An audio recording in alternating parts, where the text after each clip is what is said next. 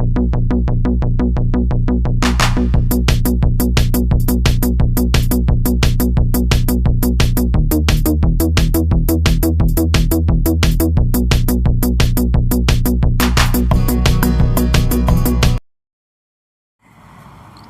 Students, welcome back to my channel.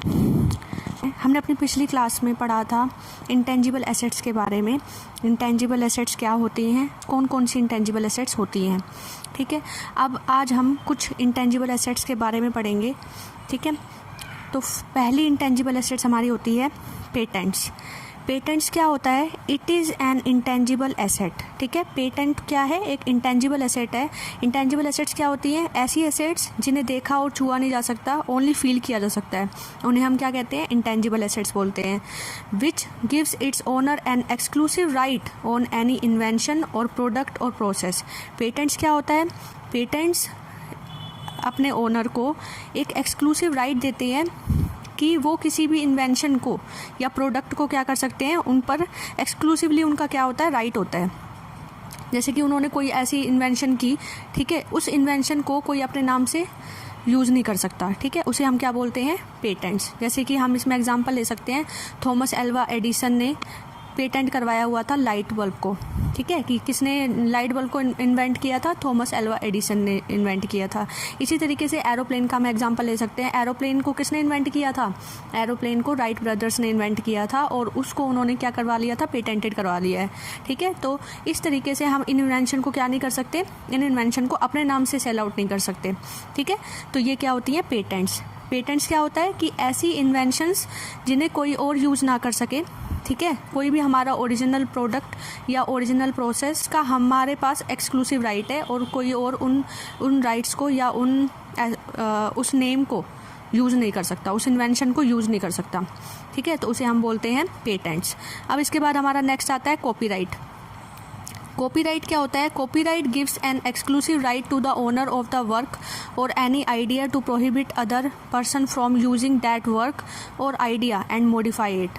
Copyright क्या होता है? कॉपीराइट भी एक तरीके से क्या होता है? ये भी एक्सक्लूसिव राइट देता है ओनर को अपने किसी भी ओरिजिनल आइडिया पे जो कि उसने इन्वेंट किया है। कोई भी ऐसा आइडिया जो उसने लिखा है, जैसे कि अब ज़्यादातर हम कॉपीराइट किसके लिए यूज़ करते हैं? जैसे किसी ने कोई अपना खुद का म्यूज़िक बनाया है, ठीक है, किसी ने अपनी कोई लिटरेचर लिखी है, किसी ने कोई वेबसाइट कंटेंट डाला है, तो उसमें क्या होता है? कॉपी, कोई दूसरा पर्सन अपने नाम से उसको कॉपी नहीं कर सकता।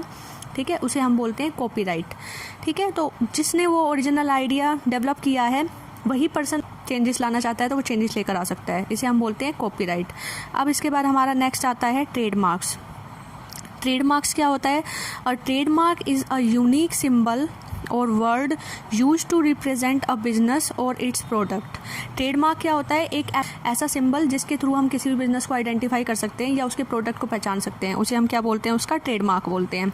जैसे कि हम इसमें एग्जांपल ले सकते हैं कि एप्पल का ट्रेडमार्क क्या है? कि एक एप्पल है, उस एप्पल को किसी ने बाइट किया हुआ है, ठीक है, उसे हम क्या बोलेंगे?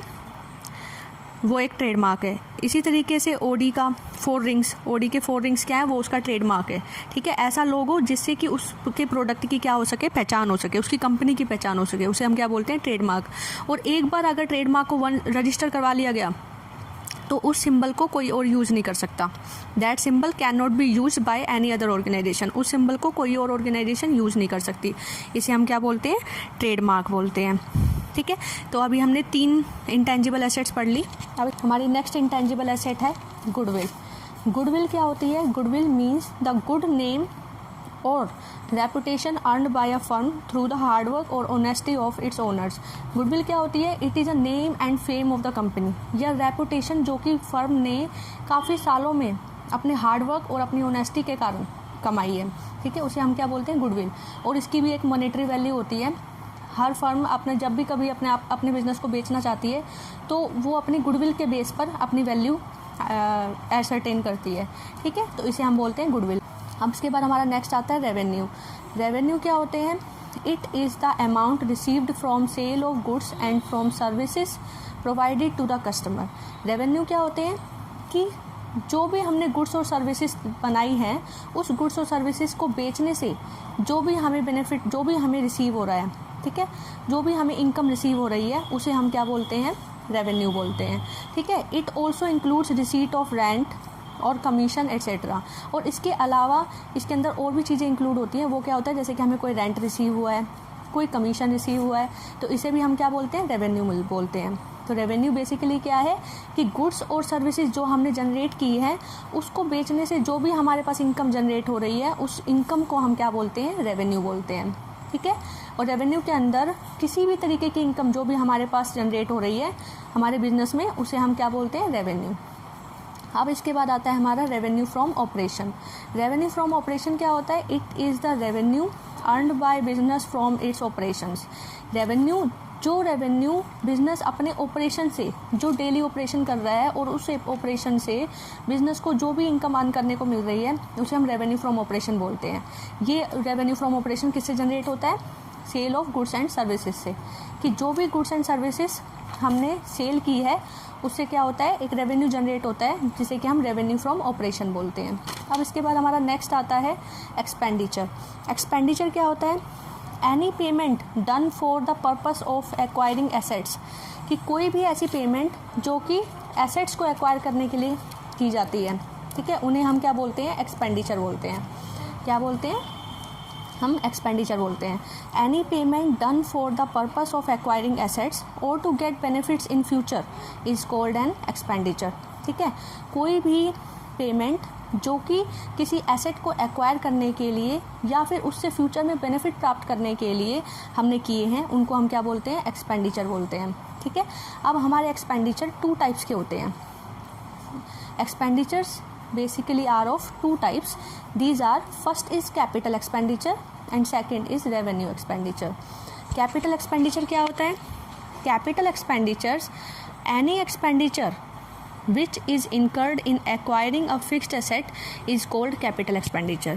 कि जो एक्सपेंडिचर किसी फिक्स्ड एसेट को, फिक्स्ड एसेट जैसे लैंड हो गया, बिल्डिंग हो गई, फर्नीचर हो गया, ठीक है, उन एसेट्स को एक्वायर करने के लिए या परचेज करने के लिए जो भी एक्सपेंडिचर किए जाते हैं उन्हें हम क्या बोलते हैं, कैपिटल एक्सपेंडिचर बोलते हैं। एक्सपेंडिचर हमें लंबे टाइम पीरियड के लिए बेनिफिट देते हैं, ठीक है। इनके बेनिफिट जो होते हैं वो लॉन्ग टर्म बेनिफिट्स होते हैं, ठीक है। तो ये हमारे कौन से एक्सपेंडिचर है, कैपिटल एक्सपेंडिचर। अब इसके बाद हमारे सेकेंड टाइप के एक्सपेंडिचर कौन से होते हैं, रेवेन्यू एक्सपेंडिचर। रेवेन्यू एक्सपेंडिचर क्या होते हैं, revenue expenditures any expenditure benefit of which is received during one accounting period.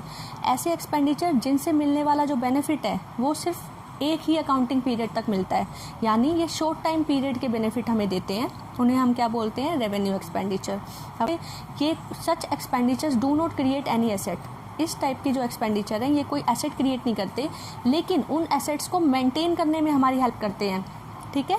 उन एसेट्स को लंबे टाइम तक काम करवाने के लिए ये एक्सपेंडिचर कराए जाते हैं, तो उन्हें हम क्या बोलते हैं, रेवेन्यू एक्सपेंडिचर। जैसे कि इसमें हमारा रेंट पेड आ गया, कि हमने लैंड को बनाए रखने के लिए हम उसका रेंट पे कर रहे हैं। एम्प्लॉइज़ को बिज़नेस में बनाए रखने के लिए हम उन्हें सैलरी पे कर रहे हैं। इसके अलावा रिपेयर हो सकता है कि हम अपनी मशीनरी को ऑपरेशनल रखने के लिए, ताकि वो अच्छे से फंक्शनिंग कर सके, उसके लिए हम उसमें क्या कर रहे हैं, डेली बेस पर हम उसके अंदर रिपेयर करा रहे हैं, तो वो चीज़ हमारी क्या हो जाती है, रेवेन्यू एक्सपेंडिचर हो जाते हैं, ठीक है। जो शॉर्ट टाइम पीरियड के लिए बेनिफिट दे उन्हें हम क्या बोलते हैं, रेवेन्यू एक्सपेंडिचर बोलते हैं। अब इसके बाद हमारा नेक्स्ट आता है एक्सपेंसेस।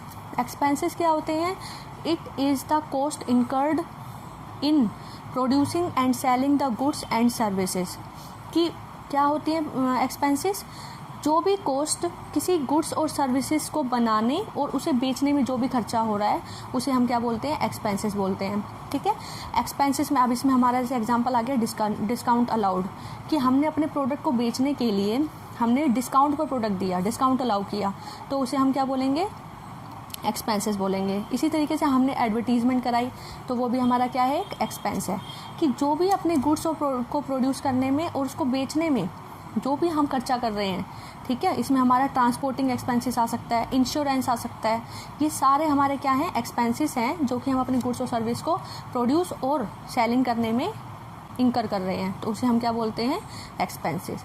अब इसके बाद हमारा नेक्स्ट आता है इनकम। इनकम क्या होती है, it is the difference between revenue and expenses. Income किसे बोलते हैं, रेवेन्यू और एक्सपेंसेस अभी हम रेवेन्यू पढ़ चुके हैं। रेवेन्यू क्या होता है? गुड्स और सर्विस को बेचने से जो भी हमें इनकम होती है उसे हम क्या बोलते हैं? रेवेन्यू। और एक्सपेंसेस क्या होते हैं? गुड्स और सर्विस को बेचने में जो भी खर्चा आता है उसे हम क्या बोलते हैं? एक्सपेंसेस बोलते हैं। ठीक है, तो रेवेन्यू और एक्सपेंसेस के डिफरेंस को हम क्या बोलते हैं? इनकम बोलते हैं। ठीक है, रेवेन्यू में से अगर हम एक्सपेंसेस को माइनस कर दें, ठीक है, उसको हम क्या बोलते हैं? इनकम बोलते हैं। जैसे इसमें हम एक एग्जांपल ले सकते हैं कि some goods were produced at ₹4 lakh. ठीक है, कुछ गुड्स प्रोड्यूस की गई कितने रुपीज़ की? 4 लाख रुपीज़ की। एंड सोल्ड एट ₹5 लाख, और उसको बेचा कितने रुपए में गया? 5 लाख रुपीज़ में। The sale amounting 5 lakh is revenue. तो जो 5 लाख रुपए हमारे पास उसको बेचने से आए उसे हम क्या बोलेंगे? रेवेन्यू बोलेंगे। एंड कॉस्ट ऑफ ₹4 लाख, जो कि उसको बनाने में हमारा खर्चा लगा था, उसको हम क्या बोलेंगे? एन एक्सपेंस बोलेंगे। और इन दोनों के बीच में डिफरेंस को हम क्या बोलेंगे? इनकम बोलेंगे। ठीक है, अब इसके बाद हमारा नेक्स्ट टर्म आता है प्रॉफिट। ठीक है, प्रॉफिट क्या होता है? It is the excess of total revenue over total expenses is in an accounting period. किसी भी एक साल में या एक अकाउंटिंग पीरियड में टोटल रेवेन्यू में से टोटल एक्सपेंसेस को माइनस कर दो, तो अगर हमारे टोटल रेवेन्यू एक्सेस हैं टोटल एक्सपेंसेस से, तो हमारा क्या होगा? वो प्रॉफिट होगा। Is the excess of total revenue over total expenses in an accounting period. एक अकाउंटिंग पीरियड में टोटल रेवेन्यू टोटल एक्सपेंसेस से कितना ज़्यादा है उसे हम क्या बोलते हैं? प्रॉफिट बोलते हैं। ठीक है, अब इसके बाद हमारा नेक्स्ट टर्म आता है गेन। गेन क्या होता है? एन इंसिडेंटल इनकम और monetary benefits caused by an event और a transaction is called gain. कि कोई भी अचानक से होने वाली इनकम, ठीक है, या कोई भी अचानक से होने वाला मॉनेटरी बेनिफिट जो पैसों की फॉर्म में हमें बेनिफिट हो रहा है किसी एक इवेंट की वजह से या किसी ट्रांजैक्शन की वजह से, तो उसे हम क्या बोलते हैं? गेन बोलते हैं। उसे हम क्या बोलते हैं? गेन। तो गेन का एक एग्जांपल क्या है कि हमने एक बिल्डिंग बेच दी। ठीक है, उस बिल्डिंग की जो वैल्यू थी, जितनी में हमने उसको परचेज़ किया था, उससे ज़्यादा में हमने उसे बिल्डिंग को बेच दिया, तो वो क्या होगा? गेन होगा। ठीक है, क्योंकि बिल्डिंग हमारा बिजनेस नहीं है, बिल्डिंग को रोज सेल या परचेज नहीं किया जा सकता, तो वो सडनली हमने किसी दिन बेची और उससे हमें क्या हो गया? एक बेनिफिट हो गया, मॉनेटरी बेनिफिट, तो उसे हम क्या बोलेंगे? गेन बोलेंगे। इसी तरीके से हमने सडनली एक लॉटरी विन कर ली। ठीक है, हमने एक लॉटरी जीत ली, तो उस लॉटरी से हम रोज़ तो लॉटरी में पैसा नहीं लगाते, हमने किसी दिन लगाया और इंसिडेंटल था वो, और अचानक हमें उससे क्या हो गया? मॉनेटरी बेनिफिट हो गया, तो उसे हम क्या बोलेंगे? गेन बोलेंगे। ठीक है, अब एक बार हम इनको दोबारा से रिवाइज कर लेते हैं। तो हम इंटेंजिबल एसेट्स के बारे में पढ़ रहे थे। तो इंटेंजिबल एसेट्स में हमारा पहला टर्म था पेटेंट्स। तो पेटेंट्स क्या होती है? पेटेंट्स बेसिकली हम इन्वेंशन के लिए यूज़ करते हैं कि जो भी कोई चीज़ नई इन्वेंट की जाती है या नया प्रोडक्ट तैयार इन्वेंट किया जाता है, तो उस प्रोडक्ट को कोई और यूज़ ना कर ले या कोई और उसको अपने नाम से ना सेल आउट कर दे, तो उसको हम क्या करवा लेते हैं? अपने नाम से रजिस्टर करा लेते हैं, उसे हम क्या बोलते हैं? पेटेंट्स। ठीक है, जैसे कि थॉमस अल्वा एडिसन के नाम से पेटेंटेड है लाइट बल्ब, कि उन्होंने लाइट बल्ब को क्या किया? डिस्कवर किया। ठीक है, राइट ब्रदर्स के नाम से एरोप्लेन क्या है? पेटेंटेड है, कि राइट ब्रदर्स ने क्या इन्वेंट किया था? एरोप्लेन इन्वेंट किया था। इसके अलावा हम बोल सकते हैं अलेक्जेंडर ग्राहम बेल के बारे में, कि टेलीफोन किसने डिस्कवर किया? अलेक्जेंडर ग्राहम बेल के बारे में अलेक्जेंडर ग्राहम बेल ने किया था, तो वो भी क्या है? वो पेटेंटेड है। ठीक है, अब इसके बाद आता है कॉपीराइट। तो कॉपीराइट क्या होता है? कॉपीराइट क्या है? एक ऐसा राइट जिसकी वजह से कोई भी आपने अगर ओरिजिनल आइडिया जनरेट किया है, या कोई भी आपने बुक लिखी है, कोई भी लिटरेरी वर्क किया है, या कोई आपने वेबसाइट कंटेंट लिखा है, तो उस कंटेंट को कोई और कॉपी ना कर ले, तो आप उसको अपने नाम से क्या करा लेते हैं? रजिस्टर करा लेते हैं। इसे हम क्या बोलते हैं? कॉपीराइट। जैसे कि हैरी पॉटर किसने लिखी है? जेके रोलिंग ने लिखी है। अब जेके रोलिंग के पास उसका राइट है, ठीक है, कि कोई और उस हैरी पॉटर की बुक को अपने नाम से सेल आउट नहीं कर सकता, तो इसे क्या बोल सकते हैं? हम कॉपीराइट बोलते हैं। अब इसके बाद आता है ट्रेडमार्क्स। ट्रेडमार्क्स क्या होता है? एक ऐसा यूनिक सिंबल जो कि किसी बिजनेस या फिर उसके प्रोडक्ट को क्या करता है? आइडेंटिफाई करता है और उसे यूनिक दिखाता है, उसे हम क्या बोलते हैं? ट्रेडमार्क। ठीक है, और एक बार ये रजिस्टर अगर हो जाता है, once registered that symbol can not be used by any other organization. तो इस सिंबल को कोई और ऑर्गेनाइजेशन यूज़ नहीं कर सकती। ठीक है, तो उसे हम बोलते हैं ट्रेडमार्क्स। एग्जाम्पल में जैसे एप्पल का लोगो, ठीक है, ओडी की 4 रिंग्स, तो ओडी की जो 4 रिंग्स हैं वो कोई और कंपनी यूज़ नहीं कर सकती, सिर्फ ओडी ही यूज़ कर सकती है, तो इसे हम क्या बोलते हैं? ट्रेडमार्क्स। अब इसके बाद हमारा नेक्स्ट आता है गुडविल। गुडविल क्या होती है? गुडविल है किसी भी कंपनी का गुड नेम या उसकी रेपुटेशन जो कि उसने अर्न करी है अपने लाइफ टाइम बिजनेस में अपने हार्डवर्क और ऑनेस्टी के कारण।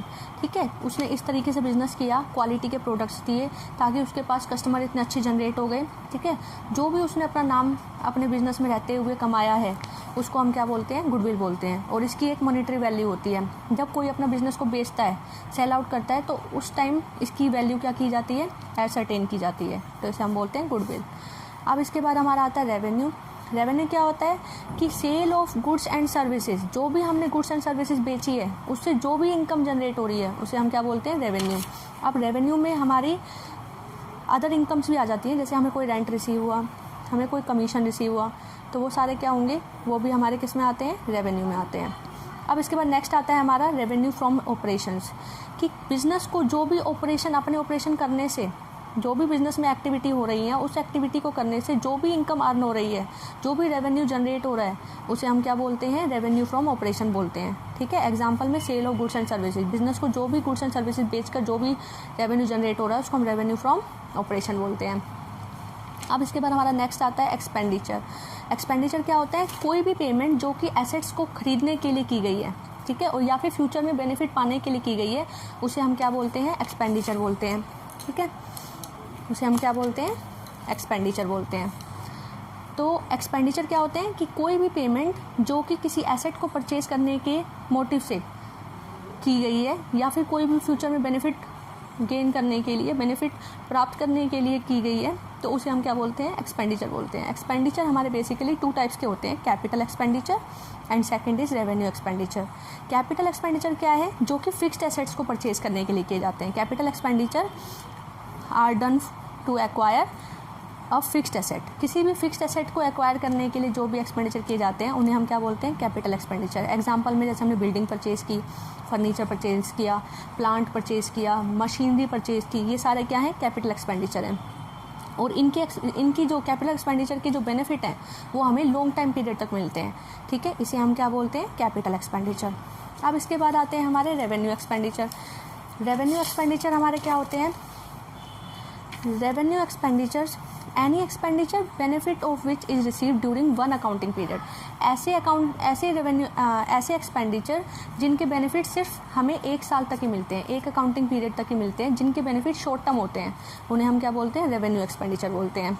जैसे कि, और इनसे मेन चीज़ क्या है? इनसे कोई एसेट जनरेट नहीं होती है, ये सिर्फ एसेट्स को मेंटेन करने के लिए यूज़ किए जाते हैं, उन्हें हम रेवेन्यू एक्सपेंडिचर बोलते हैं। जैसे कि हमने रेंट पे किया, सैलरी पे की। ठीक है, तो ये सारे हमारे क्या हैं? एग्जाम्पल हैं किसके? रेवेन्यू एक्सपेंडिचर के। इसके अलावा हमने कोई रिपेयर एक्सपेंसेस किया, इंटरेस्ट पे की, तो ये सारे हमारे क्या है? रेवेन्यू एक्सपेंडिचर है। अब इसके बाद हमारे नेक्स्ट आते हैं एक्सपेंसेस। एक्सपेंसेस क्या होते हैं कि जो भी कॉस्ट हमने इंकर की है गुड्स को प्रोड्यूस और सेल करने में, यानी गुड्स एंड सर्विसेज कोई बिजनेस जो बनाता है और उसको सेल करता है, तो उनको प्रोड्यूस करने और सेल करने में जो भी एक्सपेंसेस किए जा रहे हैं उन्हें हम क्या बोलते हैं? उन्हें हम बोलते हैं एक्सपेंसेस। अब इसके एग्जांपल में क्या है? जैसे कि हमने कोई अपने गुड्स को बेचने के लिए डिस्काउंट अलाउ किया, ठीक है, हमने एडवर्टीजमेंट कराई, ठीक है, हमने सैलरी पे की, तो ये सारे क्या है हमारे? ये सारे हमारे एक्सपेंसेस हैं। ठीक है, अब इसके बाद हमारे आ जाती है इनकम। इनकम क्या होती है? इनकम जो होता है डिफरेंस होती है, difference between revenue and expenses. Revenue और एक्सपेंसेस के बीच में डिफरेंस को हम क्या बोलते हैं? इनकम बोलते हैं। ठीक है, रेवेन्यू में से एक्सपेंसेस माइनस कर दो तो क्या निकल के आ जाएगा? इनकम निकल के आ जाएगी। ठीक है, जैसे कि अब इसमें एग्जांपल हमने लिया था कि आपने कुछ गुड्स प्रोड्यूस की 4 लाख रुपीज़ की और उनको बेच दिया 5 लाख रुपए में। ठीक है, 4 लाख की गुड्स प्रोड्यूस की और 5 लाख में बेच दी, तो आपको कितने रुपए का प्रॉफिट हो गया? आपको कितने की इनकम जनरेट हो गई? 1 लाख रुपीज़ की आपको इनकम जनरेट हो गई, तो इसे आप क्या बोलेंगे? इनकम। अब प्रॉफिट क्या होता है? टोटल रेवेन्यू में से टोटल एक्सपेंसेस को माइनस कर दो, जितने भी आपको रेवेन्यू हुए हैं एक अकाउंटिंग पीरियड में, उसमें से टोटल एक्सपेंसेस उस अकाउंटिंग पीरियड के, उनको सबको माइनस कर दो, तो हमारा क्या निकल के आ जाता है? प्रॉफिट निकल के आ जाता है। अब इसके बाद नेक्स्ट हमारा होता है गेन। गेन क्या होता है? एन इंसिडेंटल इनकम, कोई भी सडनली होने वाली इनकम या मॉनेटरी बेनिफिट जो कि किसी इवेंट या ट्रांजैक्शन की वजह से हमें हुआ है, उसे हम क्या बोलते हैं? गेन। जैसे कि हमने एक बिल्डिंग को सेल कर दिया, ठीक है, रोज़ हम बिल्डिंग नहीं सेल करते, हमने सडनली बिल्डिंग सेल कर दी और उस पर हमें प्रॉफिट हो गया, तो उसे हम क्या बोलेंगे? गेन बोलेंगे। ठीक है, इसके बाद कोई लॉटरी विन कर ली हमने, कोई लॉटरी जीत ली, तो उस लॉटरी में जो भी पैसा हमें अर्न हुआ, हम रोज़ लॉटरी नहीं खेलते, हमने सडनली की और उसके बाद हमें उससे पैसा अर्न हो गया, मॉनेटरी बेनिफिट मिल गए, तो उसे हम क्या बोलेंगे, गेन बोलेंगे। ठीक है, तो आज के लिए बच्चों हमारी क्लास यहीं पर ख़त्म होती है। Thank you for watching.